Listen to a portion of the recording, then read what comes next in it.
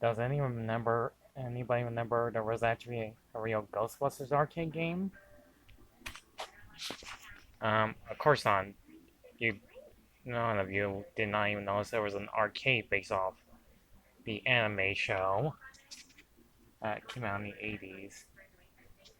Anyways, this is gonna be a short review of me talking about this game because it has multiplayers, the real Ghostbusters. Yet, this game came out in the mid 80s. Nobody knows it existed. What's this game about? Well, what else? Ghostbusting. And you can play Egon Winston or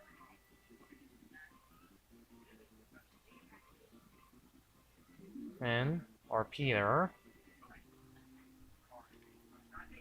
There's not much else I can say about this game. I mean, this one could be like the shortest one to talk about for like less than 4 or 5 minutes. You're a Ghostbuster, boasting and ghosts. And these had to be one of the weirdest designs I ever seen in an 80s these arcade game.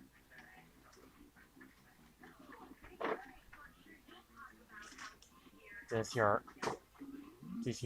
beam power to free all ghost. Also in this game, and like every video game cliche, take one hit, you die.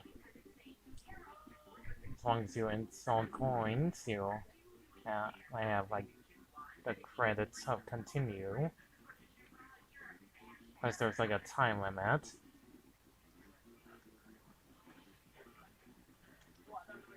I'm pretty sure there's like boss fights too. The music sounds exactly the same as the Ghostbusters theme. I'd say this one's a little bit better than the crappy NES game. And there's not much else for me to talk about.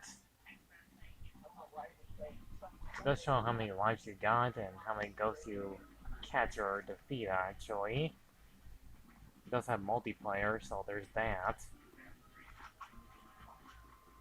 You go in like different areas, as there's that. This game can be easily beaten in less than 20 minutes. Use your tractor beam to catch your old ghost anyways. I mean, I already did play one of the Ghostbusters games before. Wow, look at that one. Pretty freaky looking, don't you think? So, yeah. I'll give it some credit. I guess every time you defeat a boss, you get a key to enter in the next stage. Not that the music ever changes. Plays exactly the same. This one's a pretty much not the best arcade game they can come up with in the 80s, where most of the enemies are brain dead the same.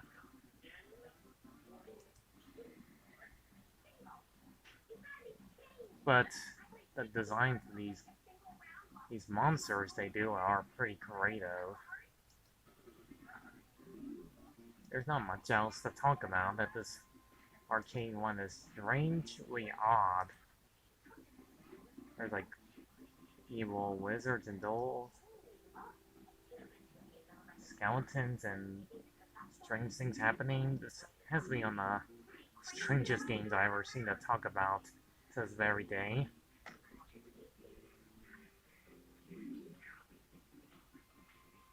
Also, another fun fact, Ghostbusters did not start in the mid-80s. Oh no, it did not start in the 80s. It actually started in 1978 with their live action in Gorilla. Guy in the costume. Which, fun fact, they actually did a Filmation's Ghostbusters before the actual real Ghostbusters came out in 1987 or 88.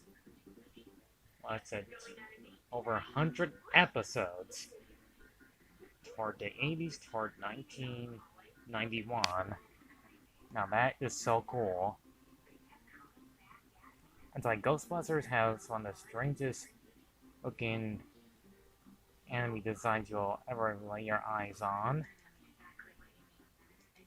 So I don't think Stay Puft Marshmallow Man is in this game, or neither is Slimer, unless you play like the Sega Genesis of it, and that would count as a perfect kind. So that's pretty much it. That's all I can say about the Ghostbusters Arcade game. That's all you do in this game for like a half an hour. Just capture ghosts until you get to the very end. And what you get from all this? Spoilers if you haven't beaten the game yet. The final boss is a guy laying in a chain ball.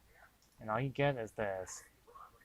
You have saved the city from destruction.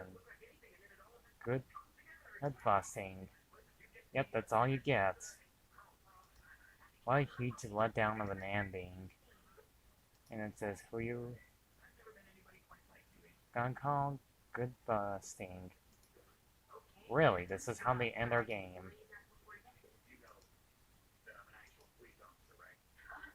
Anyways, thanks for watching. And thank you for leaving a few comments on my channel. A few of you. And I'll see you all next time in the next video game review.